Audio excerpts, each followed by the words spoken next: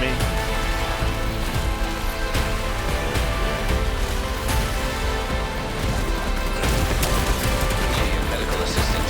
Y'all be trying to cheat. Alright, let me throw another one. This is overcharged right here. It covers the whole, all of that. It's crazy.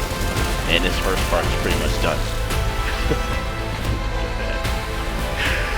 Oh my gosh, that's crazy, yo. There we go. Now I gotta overcharge first. Back of line. And overcharge high. That should stop them.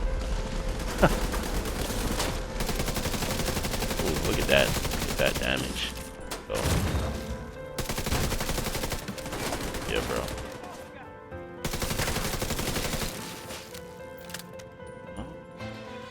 So basically, this build is so good, it's so strong, in fact, that is really like not worth even playing on heroic. I mean, you can. A lot of you don't even really play legendary, or some of you don't even play heroic, but it's just too easy, man. Like, there's so much skill haste on here. So what I've been doing is, your objective. Don't let anything stand in your way. I've been like cycling through legendaries to see which one works the best in, and honestly it works like a charm in all of them. You just have to decide like which builds you want to use or which skills you want to use for certain legendaries. Like for this one, you gotta like cut off their point of attack right here, because all they do is like sit there and just shoot you. So then you set up right here. You miss me. Go ahead and do that. Medical assistance needed. Y'all be trying to cheat. Alright, let me throw another one. This is overcharged right here. It covers the whole, all of that. It's crazy. And this first part is pretty much done. Look at that. Oh my gosh, that's crazy, yo. Now we're gonna head to District Union Arena. And just imagine how this is with a team. I'm actually probably gonna match and make after I show you the first parts of these missions. What should I use? Oh, Burst of Firefly. Throw this out here. Airplane, break it off.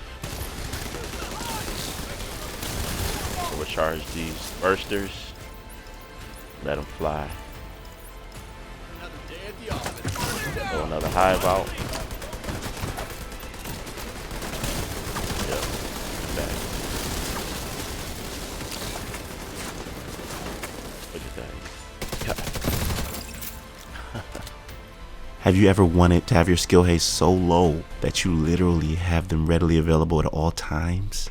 I have.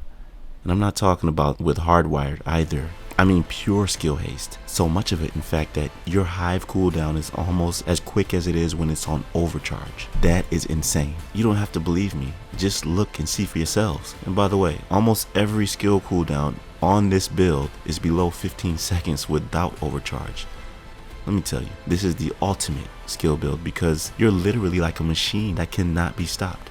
It's too much for the NPCs to handle, and guess what? There's only one way to achieve this, and I'm going to tell you right now. Kind of memorize the layout, so it's a lot easier for me to run this.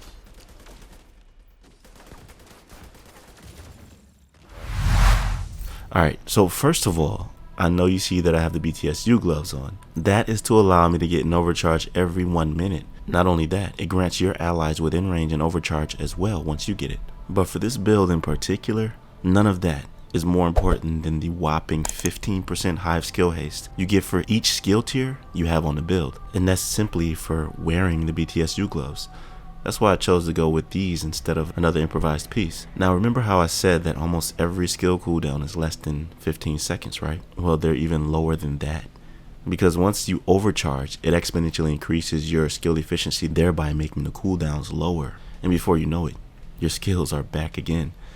Like I said before, there's only one way to achieve this with the improvised pieces. Because with them you can roll skill haste and preferably skill damage for your second attribute or whatever you want.